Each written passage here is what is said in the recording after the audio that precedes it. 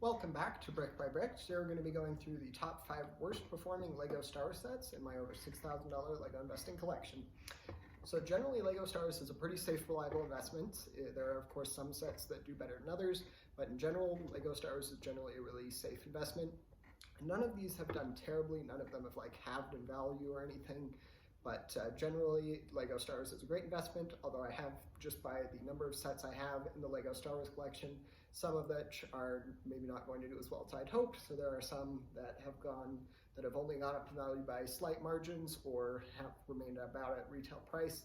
And in some cases that's good. It's not a great return for me. I'm only getting about a 7% return on investment if a set stays at retail price because I was able to get it on sale, usually for about 20% off.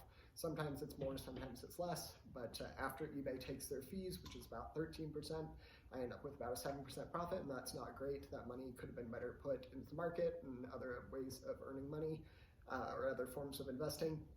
But generally that's not the case. The majority of my sets go up in value by really good margins.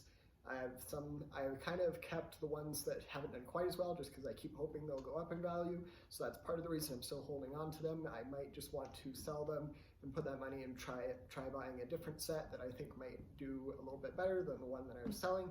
But we'll have to wait and see. So we will start off with the first set. So these aren't in any particular order, but they are the top 5 worst performing LEGO Star Wars investments in my LEGO investing collection.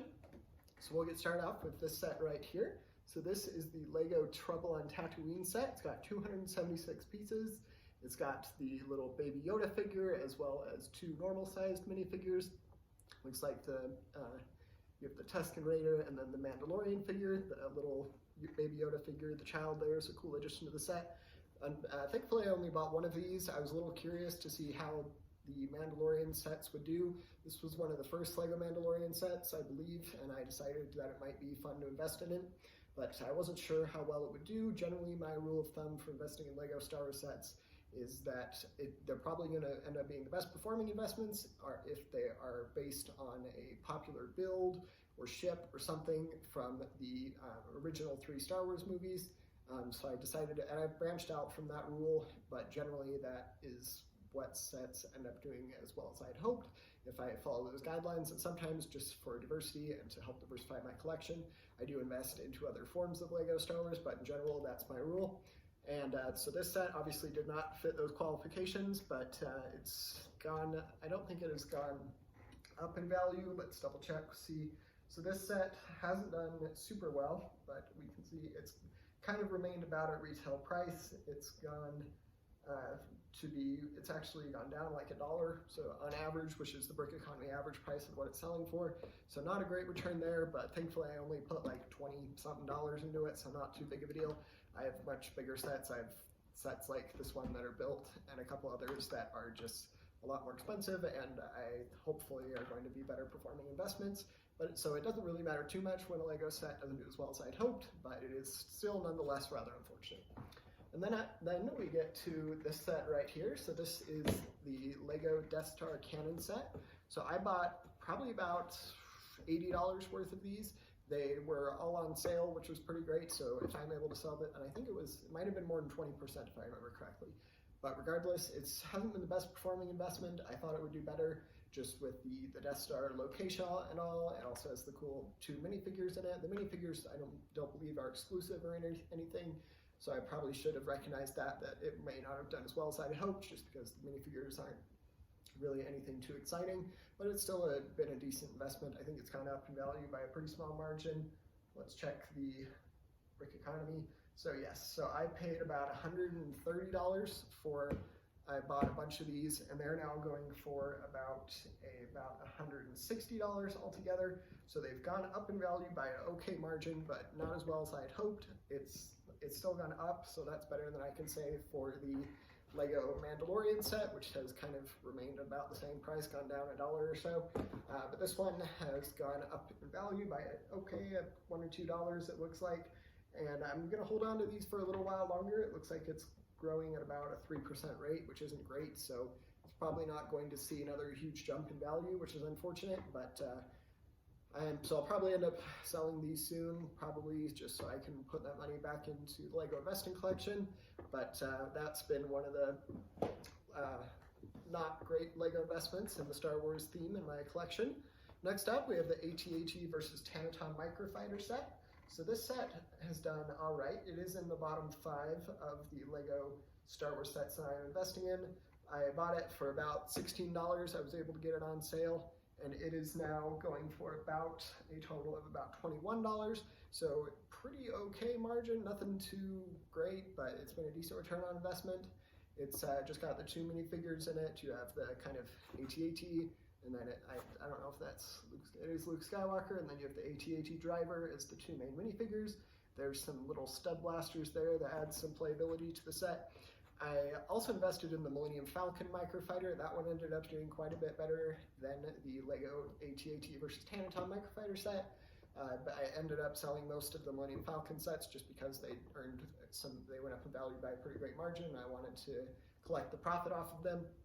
But this set is going up in value by about an average of about 5% per year, which is slightly below the market, but not the best return on investment for me. I wish it had done better, but that's been the case with that set. And then we will next get to this set right here. So this is the Action Battle Hoth Hoth Generator Attack set. This set, we'll check the data on it. So I bought a couple of these for about a total of $119, and they are now going for a total of about $153. So I've made about $30, $35 or so, a little less.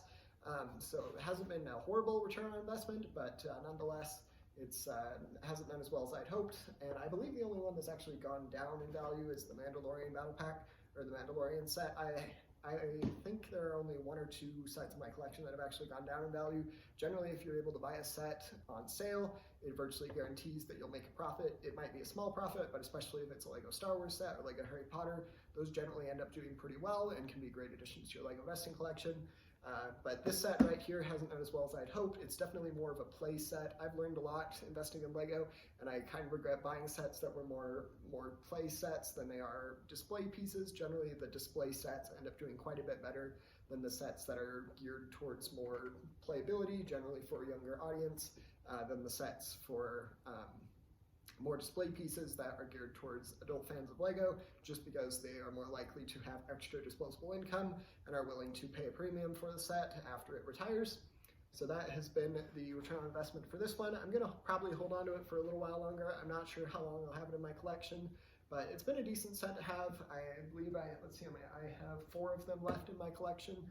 Oh wait, 5 of them left in my collection, so pretty good amount there, and we'll have to see if it goes up in value anymore. It saw a small little post-retirement bump, so it'll be interesting to see if it continues to go up in value, but that set hasn't done quite as well as I'd hoped, but it provided me with some lessons to learn about Lego investing along the way. Then we get to kind of a similar set here. So this is basically a bigger version. This is the Action Battle Echo-Based Defense set. So this has a lot of great minifigures in it. We have the 3 Rebel Troopers, as well as the Snow Trooper, the 2 Snow Trooper figures, as well as the Probe Droid set. This one is a bit bigger. It's got 504 pieces. It's set number 75241. This set, let's double check to see how it has done. So I have 4 of these left in my collection. I think I sold 1 of them. And this set, for all 4 of them, I paid about $180, about 184 exactly. And they are now going for about $245, so it has done pretty well. I think this is the best performing set out of my 5 least well-performing Lego investments, so it's done all right. But again, similar issues as the previous set. It's definitely more of a play set than it is a display piece, and that has kind of been reflected in the performance of the set as an investment. But in general, it's done all right. That's a pretty respectable return on investment, nothing too crazy. And it is going up in value by a little bit less than what the Hoth Generator Attack is by an annual growth, but within the same ballpark, it's done all right. So that has been the Hoth Generator Attack. And like I said at the start of the video, some Lego Star sets are going to not do as well. Some Lego sets of almost every theme are not going to do as well as you'd hoped as a Lego investment. That's just the risk with investing in anything in general. There are going to be some sets that don't do well, or some investments that don't do well. Generally, the more you learn, you're better to understand what sets are going to end up improving in value and what sets probably won't do as well as you hoped. So I now have a lot more data that I've learned from these sets that haven't done as well, that I know better sets to pick for LEGO investments, that I can apply that knowledge in the future. Feel free to let me know if you have any questions about any of the sets we went over today or any LEGO investing advice in general, and don't forget to like and subscribe. Thanks. Bye.